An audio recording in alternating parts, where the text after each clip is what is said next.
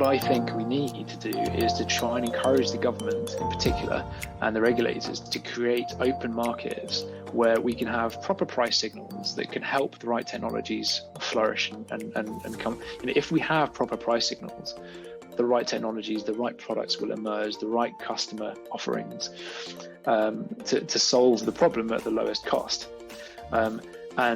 And I think if you did that, you will end up with a large number of heat pumps. I think that will become the dominant form of heating.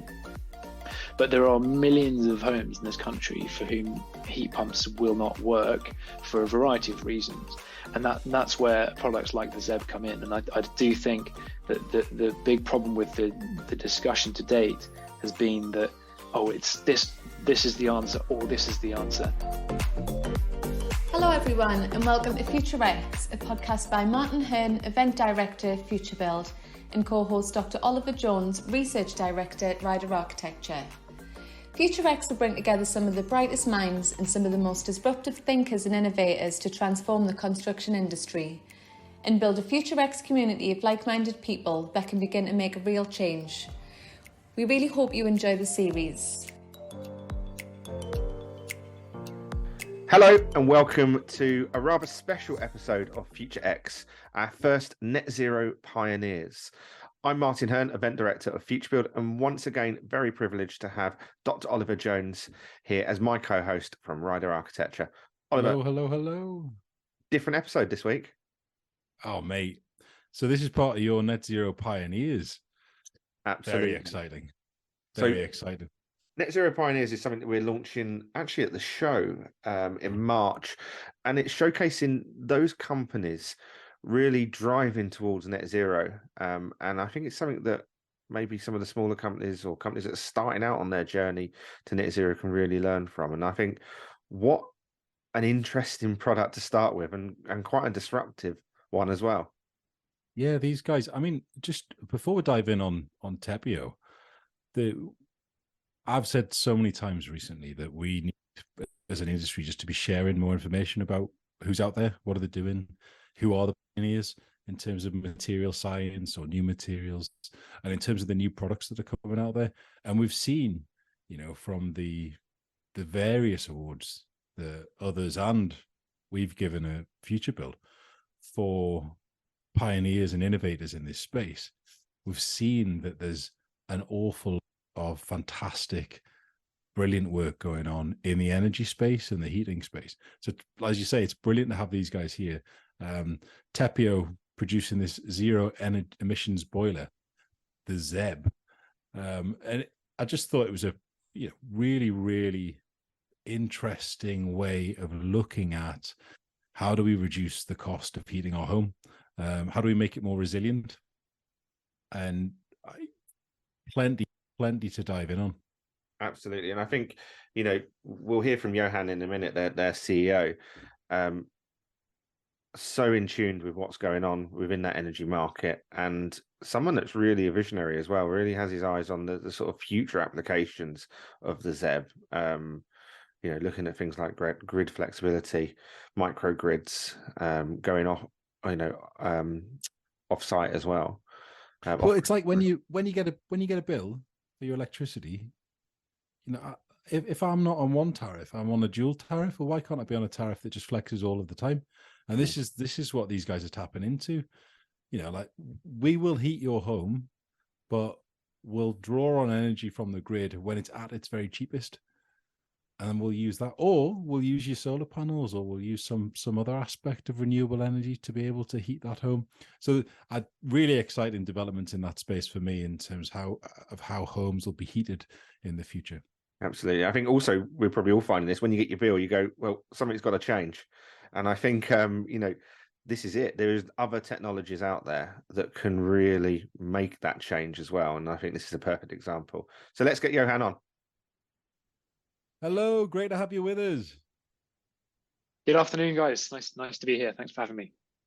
This is a fantastic opportunity to really start diving into the most innovative materials and products that we've been championing for a while now. And also, I guess I spoke about this a while ago at a Constructing Excellence Summit, in that we absolutely have to be sharing more information about what's coming to market, what's already there, what's game changing at the minute. And this is the perfect opportunity to kick this off with talking to our very own net pioneer here. So tell us a little bit more about yourself, mate. Cool. Well, look, thanks for having me. I'd love to talk to you about what we're doing. I think it's very exciting, and I think it's got a big place to play in the decarbonisation of our homes.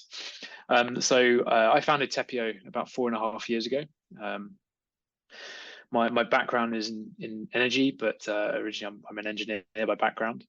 I really spent my last few years before starting Tepeo focusing on the challenge of decarbonising the electricity grid.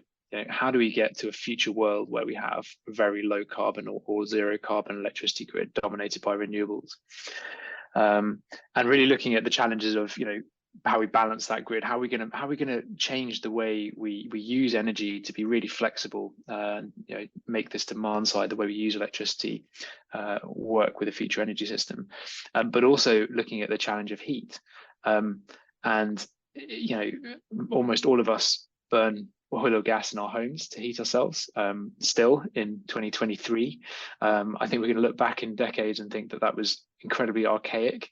But it is there, and it is a very difficult thing to change, and it's the elephant in the room. It's been the elephant in the room for policymakers for decades, and there really has been very little progress really on it. And I think the sort of moment for me was thinking about this flexibility need for a future energy grid, and that most of the energy we use in our homes is for heating, and we have to decarbonize that and electrify it. So what if we could combine the two and come up with a product that did what your boiler does, heats your central heating system, but it also provides an immense amount of flexibility to the electricity grid, which would enable you to reduce the cost of that heating system. So that's kind of where the idea came from. Okay. And I set about on an envelope doing some calculations and kind of the original design work to sort of work out that it could be done. And that's kind of where it started. Amazing. Did you set this all up by yourself? Was there other founding members involved? Yeah, I was the founder. However, I was introduced to a guy called Chris Carver, who's a thermodynamics expert before I started the business. So he basically joined me from day one, essentially, and I definitely couldn't have done it without him. He brought the rigor and the science to my sort of, I don't know how I describe it, madness and well, we all need a friendly thermodynamics expert on hand, don't we? Yeah, not too many. Tell us a little bit about the innovation then. Let's dive in on that. So what we've come up with, we now call a ZEB, or a zero emission boiler. It actually draws on a lot of old technology, which many of your listeners will be familiar with. So it's what we technically call a dry core thermal storage device.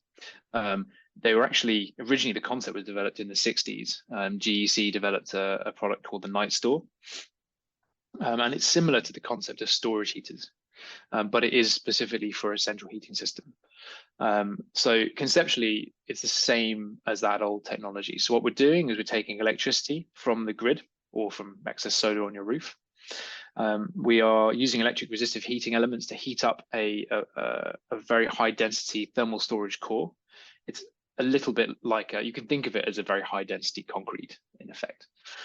And then we've got some very intricate, complex pathways, air pathways through that core, and we can pass air through that core and release that heat into your central heating system. So to the consumer, or the house builder, the product functions just like a boiler, just like a regular gas or oil boiler. It plumbs into the same flow and return pipes as your current regular boiler would, and it charges up as and when it decides to. We can get to that in a second, but then it just releases heat when the thermostat calls for heat. So you can keep if you're retrofitting, you keep exactly the same thermostat as you currently got. It can be better to upgrade your thermostats, because lots of people have really old ones that would be a very effective upgrade. But yeah, it will work with any thermostat. Thermostat calls for heat, gas boiler, and Zeb switches on and delivers heat into the house. So in terms of sort of a general consumer looking at fitting this, what market are you guys sort of trying to hit with this product? We get all sorts of people asking for the product. In terms of the sort of the fit for the archetype that it's best suited to. So this is a product which is currently, the current model is suited to up to the median home in the country by heat demand. So if you're on gas at the moment, that's a home which uses up to about 12,000 kilowatt hours of gas a year. It's that ballpark. Or think of it another way, if you think in heat loss terms, up to about a 5 kilowatt heat loss. These are ballpark figures because it does vary a little bit depending on how you use your heating and how the home is built. But so up to the median home, and really any house type. We install in detached homes, semi-detached, terraced houses, flats, bungalows. So really that's not a limiting factor. Most of our customers have thought about the other options. Most of them have already considered or had surveys for heat pumps. And a lot of our ZEBs go into homes where people have had a heat pump survey and been told you don't have the space for it, or they already know they don't want to give the outdoor space to it. Sometimes there are other factors, noise or performance, or things like micro wall piping, some technical things that can make heat pumps more difficult to implement. But because the ZEB is, in performance terms, is doing the same as your gas boiler, we're happy with any kind of heating emitter in your home. So radiators, underfloor heating, micro raw, it's all fine. Yeah. So as somebody that is either going to install this or get this installed, take us through on a super simple level as to what that would entail. In terms of the size, your pumps might be too big for your house. How big's the ZEB? It's not small. It's not as small as your current gas boiler. It's about the same size as the old style floor sanding boilers that we all used to have until 2000. Or if you've got an oil boiler, it's probably about the same size as that. So it's about washing machine size. Okay. So 600 mil wide, a little bit deeper, 630 mil ish deep, and about 980 tall. We are looking to reduce that over time slightly, but we are a bit limited by physics.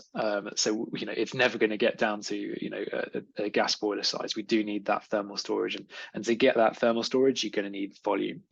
It is the most energy dense form of energy storage you could buy today.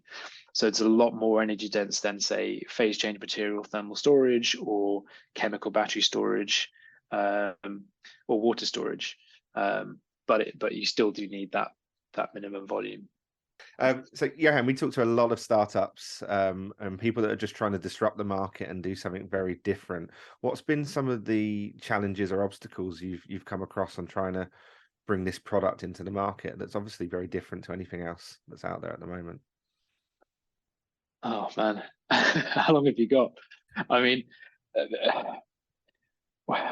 there are challenges everywhere you look, and I'm not naive, although I try to make myself more naive, because otherwise I probably wouldn't have taken the challenge on. But what we're trying to do, as you rightly point out, is it is very disruptive. This is a completely new way of thinking about heating our homes that is not currently in any policy thinking.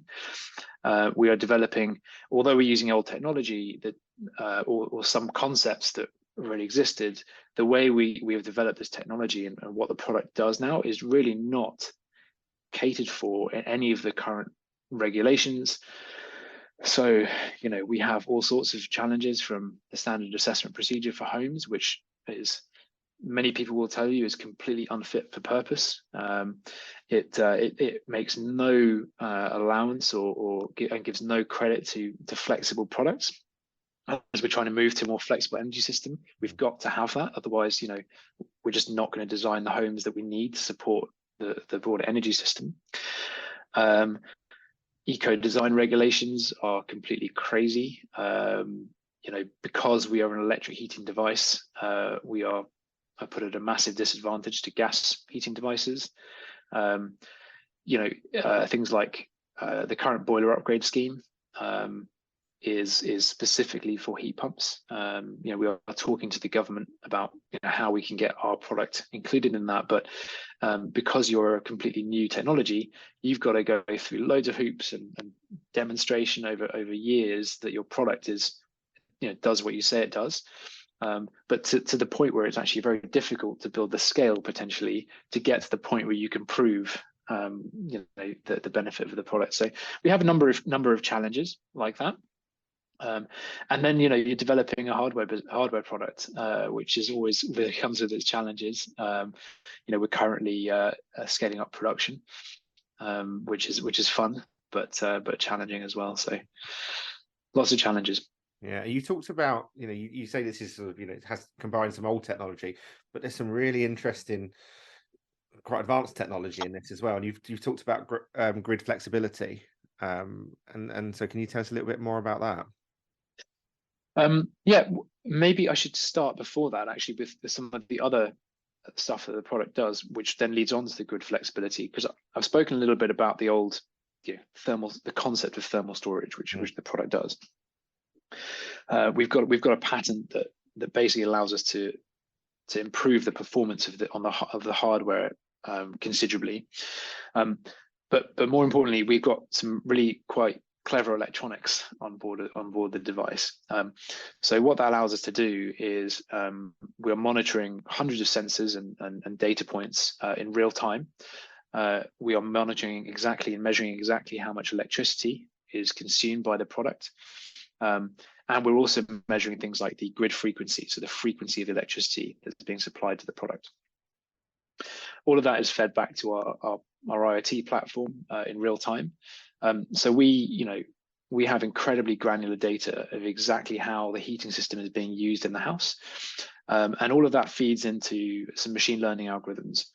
And the machine learning algorithms are then predicting how you're going to use your heating system over the next 24 and 48 hours, building a bespoke forecast for your own house based on how you use your heating, external factors, weather forecast, all of this other stuff. And then that is automatically then fed into an optimization engine based on your specific tariff. So, all of our customers are on multi-rate tariffs, so an EV tariff or a more flexible tariff like the Octopus Agile tariff, if you're familiar with it, that varies every half hour. But the algorithms in deciding, right, I'm going to charge in these periods to make sure I'm buying the cheapest and lowest carbon electricity for you. We also track the carbon intensity of your local electricity grid. So that's where the sort of really clever bit that I'm excited about comes in. And customers have the apps and things that they can look at all of the data and graphs if they're interested. We take it then a step further, and this is something which we are only trialing at the moment. We have the electronics to do it, but we haven't actually implemented the software part yet. But we will be able to monitor grid frequency and provide grid balancing services. So the national grid and the distribution networks that manage the different parts of the electricity grid procure services to help them manage the network. And when you get outages like local power station or an interconnector or something else goes down, or there's some event on the network, or the classic example is the kettle's going at halftime of the World Cup, or that sort of thing. In those these instantaneous events that happen cause shockwaves through the grid, and you need things that can respond to that. And our ZEBs are an example of the type of flexible products that can respond instantaneously by either starting to charge or stopping charging.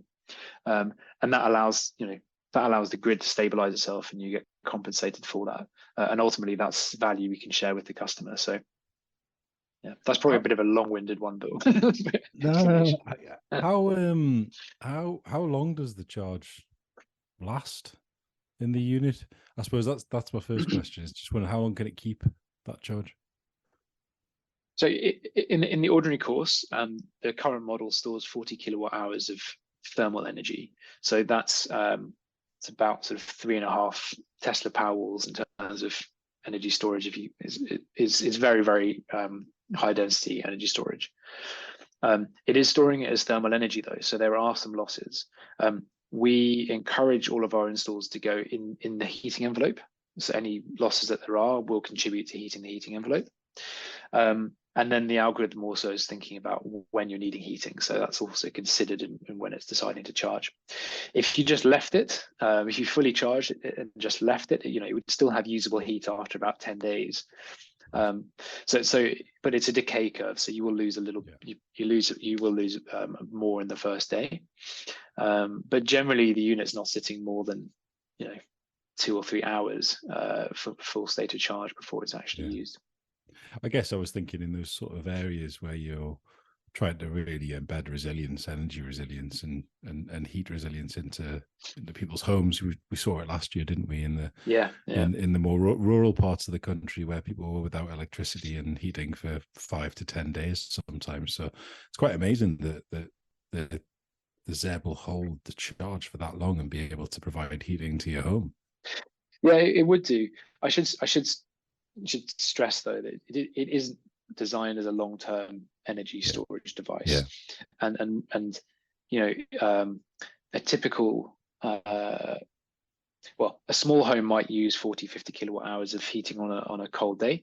The median home, kind of the largest homes that we're really targeting, might use about 70 or 80 kilowatt hours on the coldest days of the year. So your 40 kilowatt hours of storage, you're going to have to charge up. It will charge up more than once, or maybe not fully twice, but in that period. So it's not going to provide you, heating over a whole week, unless you really don't have very much heat demand at all. But it does provide you some short-term resilience. It does, yeah. And you have got the renewables, the option of using renewables to obviously charge it as well. Yes, absolutely. I mean, a large percentage of our customers have solar. Again, we are going to be launching this spring our solar matching offering, which will works with the ZEB to make sure that enables the ZEB to absorb solar energy. But yeah, absolutely. I mean you could go off grid, using a ZEB and your on-site renewables if you have enough space. I'm sure we'll have Bill Dunster on the line within minutes hearing this.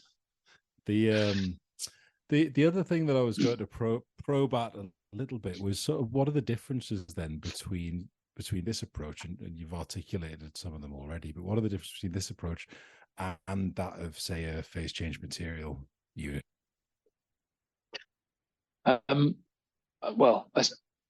So phase change material is also a very good way of storing thermal energy. Most of the applications of phase change material are to replace water tanks.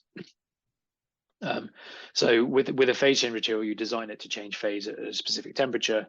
Probably the largest manufacturer in the UK, Sunamp, I think theirs is around 55 degrees. So it can be used then to put out heat into you could feasibly use it for some central heating, or you could just use it for direct hot water. The challenge with central heating is really the amount of heat storage that you need. So if you take a comparable phase change material thermal store, it would take about twice the volume if you wanted to store 40 kilowatt hours as a ZEB. And so there are some other differences. Potentially the cost of dry core thermal storage could be lower because it's a lot cheaper as a material. So yeah, there are some other differences, but different applications for different technologies. Yeah, cool. I think probably in favor of phase change materials, they work with heat pumps. So or they can do. So you can use a heat pump to then charge up a phase change material store, whereas you can't do that with our technology. But we have much higher temperatures that we store out, which means that our power outputs can be much higher.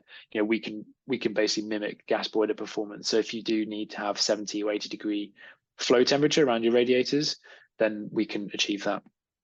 So you guys are clearly not just trying to disrupt the energy market, but actively disrupting the energy market with the ZEB. So what do you see as a sort of a goal, really? You know, what are you trying to achieve? What's this vision for a new energy market?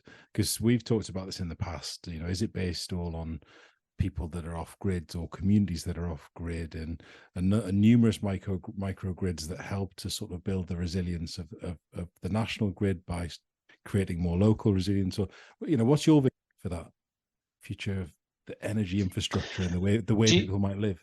Energy as opposed to heating, or both? I guess both. I mean, maybe quickly on heating first, because I think the one feeds into the other. I mean, 80% of all the energy we use in our homes today is for heating, for space or hot water heating. So it is a big part of the energy question. But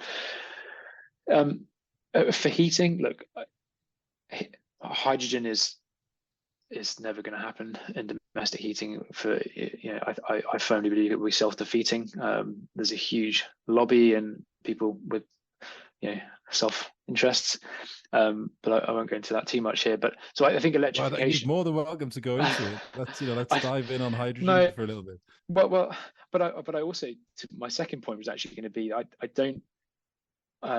don't want to, because I don't think it helps for us all to just bash each other's technology. And what I think we need to do is to try and encourage the government in particular and the regulators to create open markets where we can have proper price signals that can help the right technologies flourish and come. If we have proper price signals, the right technologies, the right products will emerge, the right customer offerings to solve the problem at the lowest cost. And I think if you did that, you will end up with a large number of heat pumps. I think that will become the dominant form of heating. But there are millions of homes in this country for whom heat pumps will not work for a variety of reasons. And that's where products like the ZEB come in. And I do think that the big problem with the discussion to date has been that, oh, it's this is the answer, or this is the answer. I mean, there's rubbish. If we go to hundreds of homes, they're all different. Every single of the 28 million homes in this country is pretty much different. Even when they're built copy and paste, there's still differences. So I think my vision for heating is that the ZEB technology that we've developed becomes a part of the answer, so that when someone is thinking about how am I going to retrofit my house and get away from burning oil or gas, it's one of the things that you would consider if it's the right application, alongside a heat pump and maybe other things that come along. So that's my vision for heating, and that's the disruption that we're trying to create. We're not trying to say this is the solution for every home, but there are lots of homes for whom there isn't another solution right now other than continuing to burn fossil fuels. So if success to me is in 5 years' time that when the average architect or person looking to renovate their home is thinking about their heating system, they think, oh, what about a ZEB? Would that work? That would be success. In terms of you asked about the broader energy system, I think microgrids will play a part. I hope they will. I think more and more people will go off grid. There's then the question about what happens to the remaining infrastructure. One of the really big unanswered questions for me is, as we move to a more renewable-based electricity grid, the incremental cost of the marginal cost of generation drops because the cost of generating wind and solar is zero. So somehow we have to find a structure that still can fund the capital costs of those investments, but also then the infrastructure on the grid. And the challenge is, as more people might decide to go off grid, there potentially is less money available to support the existing infrastructure. So that's a longer term policy question someone's got to answer. Or is it there's less money available for profits? There's less. You end up with a system that's sort of self-perpetuating in that way, and that the profits are driven back in perhaps to the infrastructure. Anyway, we'll maybe not get into the details of details of future energy systems. One of the other things that I was thinking as you were talking there was around the different types of application for this technology. So we've very briefly touched on the opportunity of using this in various types of homes, but we've seen it's a huge challenge in the retrofit space with those the varying typologies of homes and how ready they are to accept different types of new heating systems. It would seem that you guys are perfectly placed to sort of just fill a really nice gap in the market with regards to the retrofit of new homes. Well, it's nice that you think that. We certainly do. I would agree. I think retrofit is difficult, and one of the kind of the focus as we've been developing the product is how do we get rid of some of the barriers? What are the things that people really don't like about changing a heating system? Well, it's disruption. It's the cost, but it's also the disruption. It's the unknown of how a new technology is going to work, and it's also availability of people to install it. So on all those 4 points, with a ZEB, you don't have to change any of your radiators or your underfloor heating or any of your heating system. In terms of the space, it takes a bit more than a gas boiler, but it's going to work in basically the same way, rather than a heat pump, which is you've got to get used to a slightly new way of living and have more consistent heat. And then in terms of who can install it, we don't need to have a heat pump installer. We use gas boiler installers, of which there are about 200,000 in the country. so these are kind of the barriers that we've broken down to make this a more accessible product. If anything, you guys are a perfect sort of, I would say middle ground in terms of technological solution, but middle ground in terms of being able to support that transition of the labour market from upskilling from gas to whatever it may be next. You talk about the predominance of the heat pump, but have we got enough heat pump installers, and how does that work? So you're also playing a significant service to the existing labour force and the existing sort of skills that are out there as well, by creating something that's incredibly easy. He says, not having fitted one. I think one of the challenges you probably have is disrupting that route to market as well, because you know what it's like. Your boiler breaks down, you phone up a plumber in a mad panic, and you get a new boiler installed. And I suppose sort of how do you do that, Johan? What is your route to market? How do you get people considering the ZEB? Yeah, you are spot on. I mean, who buys boilers today? I mean, it's gas boiler installers. They're the ones that make the buying decision for you when your existing boiler breaks down, and they're the one that tells you you should probably buy this one or that one. So we are talking to gas boiler installers. They are actually reaching out to us because lots of them are being asked. When someone's boiler breaks down, increasingly the customer might say to them, "Well, is there anything else I can do other than just put in another gas boiler? I'd quite like to decarbonize my heating or something. What can I do?" And they find it quite exciting, because as a product, it means that with minimal retraining, they can kind of carry on their business, but just install a slightly different product. The whole sort of heating industry is also, it is very entrenched. The wholesalers, the distributors have a real stranglehold on the industry as it currently is with gas boilers. I know the gas boiler companies don't like that, but that is the way it works at the moment. So we have an opportunity to redraw the landscape to some extent, and certainly for us as a new technology type, we can have a go at doing that. So that's what we're going to be doing.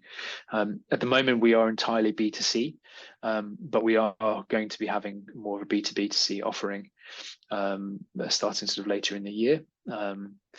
It's watch this space, but we're looking to shake things up a little bit. Another thing, and I asked you earlier about, the sort of the challenges as a startup and a disruptor. A key theme is about the support that a lot of different startups get through the catapults and the innovates and and the Bayes funded projects here. Have you gone down that route at all? A little bit. We have had some support. We've currently got a big Innovate UK project ongoing. We've also got a project with UKPN, which is the distribution network for London and the Southeast, and OVO, to install 30 units in the London Southeast area. Actually, to develop a really cool innovative tariff with OVO as well, which we can talk about if it's of interest. But so we have to an extent. Honestly, I sometimes find grant programs can be good for some things, but they can also be difficult. One to get, because there are lots and lots of people that want grant funding. But also then you still have to bring your own matched funds, and yeah, they're not always as good as they might seem. Yeah. Well, our listeners are a broad range of architects, developers, house builders, contractors. What's the support and help that you want to see next, especially on that transition from going to B2B from B2C? Well, I mean, we're currently scaling up production, so we are actually we're introducing a slightly refined version of the product as we speak, and then upscaling production this year, and then looking to build out our partnerships. And, we need to build out partnerships with companies that can help us deliver volume. And so some of the stuff we have to do this year is about building out logistics distribution operations, but also expanding our network of Tepeo pros, so people who have had the training to install a ZEB, and then just raising awareness, people, to get this into people's minds to start thinking about it. What's the lifespan on one of these bad boys? Well, so the other great thing we haven't really spoken about is that the thermal storage, it doesn't degrade. So, theoretically, the core should never ever lose capacity. So at least 20 years in your home. Well, you're already beating my boiler by 10 years. Well, but then there will be some maintenance. Things will go wrong. You might have a heating element fail. There might be some electronics that we have to update in that period. But we expect it to last a long time. And in terms of the things that I guess if we do a little bit of a deep dive on some of the sustainability credentials, I won't put you on the spot too much, but you're clearly removing natural gas from the equation, which is a huge plus from the outset. But in terms of the actual components, are there any nasties in there? Have we got any toxins that are going on in the development of this, and/or what happens at the end of life? Is there a recycling or a take back plan of any kind coming in there to sort of aid that recycling story? Yeah, so I can touch on a few of those bits. So we have done a full life cycle carbon assessment of the product. There are no nasties in there. Well, I mean, there are some electronic circuit boards. All electronic circuit boards have a few little nasties in there, but no more than your kettle or modern kettle, etc. But the life cycle carbon impact of the product of the product itself is negligible. Really, it's all about the fuel source that you're using to do your heating. We call it a zero emission boiler. There are no on-site emissions because, in fact, we get rid of your flue. There's obviously no need for a flue, so there's no local carbon monoxide, carbon dioxide, or nitrous oxide produced. But there's still embedded carbon in the electricity that you're using. So it's not zero until the supply of your electricity is zero. But we track that, and we do give you all of that data through the app. Already, well, in fact, for the last number of years, the average carbon intensity of the national grid has been much lower than gas. I think last year was 170 grams of CO2 per kilowatt hour, and it's going in one direction. But the bit on top of that is because of the flexibility that we have, the actual carbon intensity of the electricity that the ZEB consumes is much lower than the average carbon intensity, because we're able to take electricity from the grid when it is lowest carbon, and also do things like consume solar. And then end of life, we recycle our products at the moment, the ones that we test here in house. All of the thermal storage core actually gets recycled and becomes part of roads again. So it's aggregate. It goes back into when they're building roads. And the metals, the sheet metal exterior just gets recycled as normal. So you pretty much convinced me that I might need to rip my boiler out in the next year and a half and look for viable replacements. What, as I'm sure of many of the listeners thinking, what's one of these things going to set me back? What are the costs associated with it, Zeb? So we currently sell them for £6,000. Mm-hmm. The install costs you about 1.5. It depends how much work and how complex you want it to go. A lot of people end up, you might replace your hot water tank or something as well. But for the Zeb install, it's about 1.5. That includes VAT, and there's no subsidy at the moment. So those are two of my sore points. Okay. A heat pump install might cost you 12 for an air source heat pump. I think the average, the bottom of the range average-ish is about £12,000, I think. So that doesn't attract VAT, and then you can get access to a boiler upgrade scheme, which will get you down to 7,000. So it ends up at about the same. But as I say, hopefully at some point we'll be able to get rid of VAT and get a subsidy as well. So you've got a long lifespan on that baby as well. He's yeah, that's the other thing we're looking with at. a bit of maintenance. Yeah, so look, we're looking at finance. If we can help with that upfront capital cost, maintenance is going to be lower. There's no gas certificate needed because there's no gas. So the lifetime maintenance cost is going to be lower, and it's going to last twice as long as your gas boiler. So you're only going to have to buy one in the next 20-25 years rather than two. Well, you might have sold one here. You might have sold one.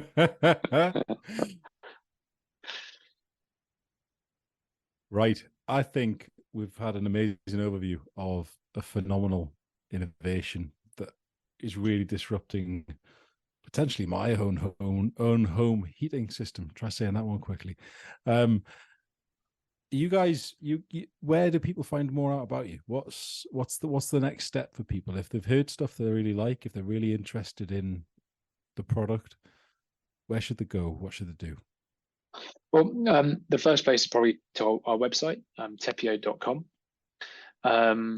And really there's more information there. There's a sign up page where you can put in the details of your home, and if you're interested in getting a product, that will go through to our customer support team, and they will review the information and get in touch. So that's really where we are at the moment. We are building out a sort of a better customer journey that will at some point allow you to buy the product online.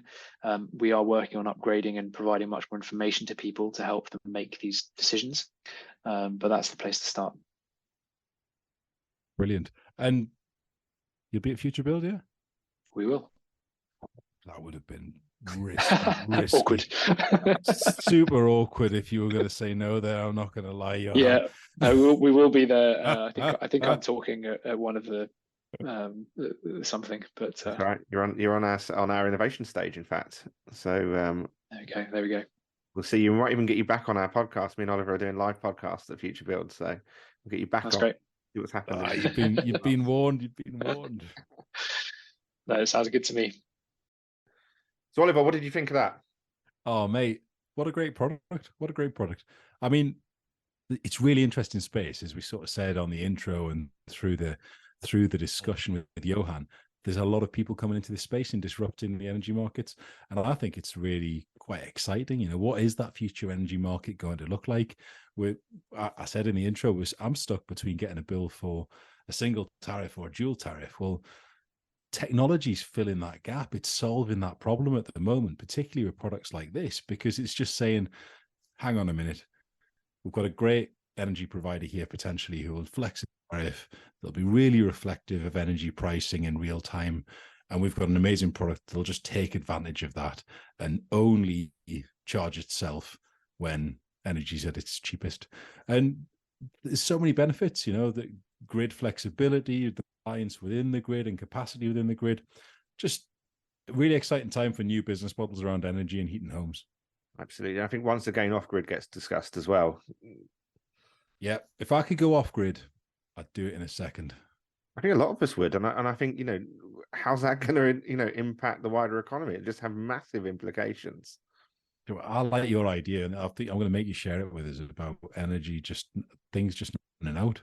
We talked to these guys about the fact that this ZEB can last up to 20 years, and my boiler's maybe got a life of 10 years. I know. I think this is the whole case. I don't think we should, or what we'll be seeing is products that last for life. If they're talking about on the ZEB boiler that in the core of it, has no degradation. We're seeing it in the EV market. You're talking about Tesla already talking about a 1 million mile car. And that's not taking it easy on it. These motors just don't deteriorate, and I think we will see more and more of that.